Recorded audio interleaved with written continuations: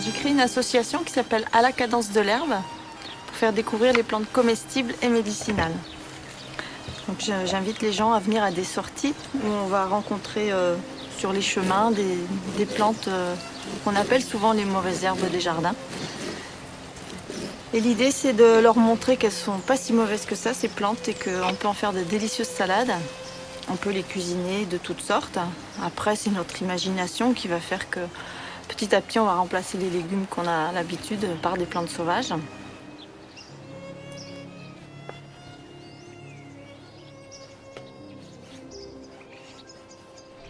Vous voyez une feuille en forme de cœur, assez arrondie. On dit que les bords sont crénelés. Après, c'est à vous de vous familiariser avec la plante et de la reconnaître à tous les stades. On est en février, c'est la meilleure période pour ramasser les plantes, à mon avis.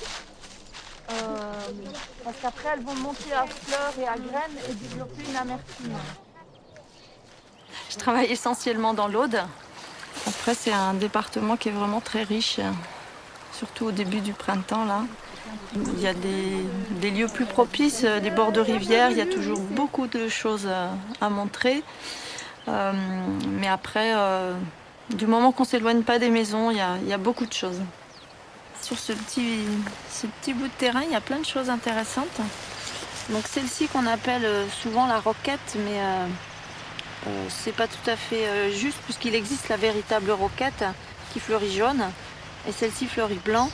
Donc je préfère l'appeler moi la fausse roquette de son nom latin Diplotaxis, qu'on trouve souvent dans les vignes en grande quantité. Alors c'est une plante, on peut mettre bien sûr les fleurs dans les salades, et on peut mettre aussi les feuilles. Elles ont un petit goût piquant assez intéressant. Et ça va soigner tout ce qui est bronchite, problèmes pulmonaires. Donc dans les salades, il vous faut toujours varier, mettre un petit peu de choses piquantes, un petit peu de choses douces, un peu d'amertume. Après, ça dépend des gens. Mais on se confectionne sa salade au fur et à mesure qu'on apprend à les connaître. Le souci des champs, qu'on peut aussi ajouter dans les salades, mais avec parcimonie parce qu'il est très aromatique. Donc, quelques feuilles et puis les pétales du souci.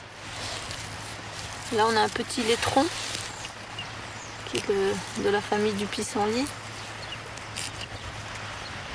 qui font un latex blanc quand on le coupe. Elles sont très bonnes en salade, mais elles vont vite monter à fleurs et à graines, donc c'est vraiment pour le moment qu'elles sont les meilleures.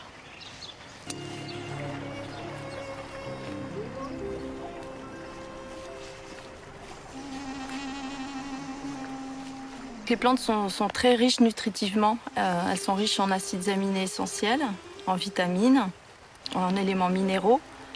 Elles se substituent aux compléments alimentaires qu'on a tendance à acheter en ce moment.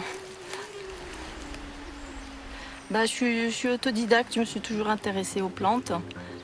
Du coup, j'ai été voir des gens qui les utilisent, soit des personnes âgées qui les ont toujours utilisées, soit des gens qui en font leur métier, quoi. Et ce qui m'intéresse le plus, ce sont les plantes comestibles et médicinales. C'était d'abord les pauvres qui se nourrissaient des plantes, donc ça a été délaissé petit à petit.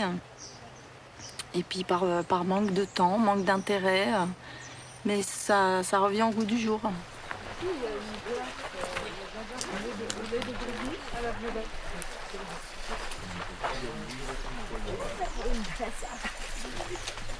Donc là, on retrouve sur le mur des petites variétaires, comme on a vu tout à l'heure.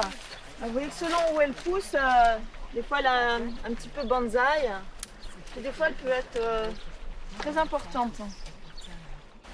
J'aime beaucoup la nature, donc tout ce qu'elle nous offre généreusement. Voilà, toutes ces plantes, elles sont gratuites. Je trouve ça intéressant aussi de retrouver une autonomie, de pouvoir se nourrir avec les plantes, c'est-à-dire les connaître. Et le monde végétal est assez vaste. Et donc on fait souvent l'amalgame entre le coquelicot et le pavé. C'est bien de la même famille. Le coquelicot contient de la rhoésine qui est un calmant.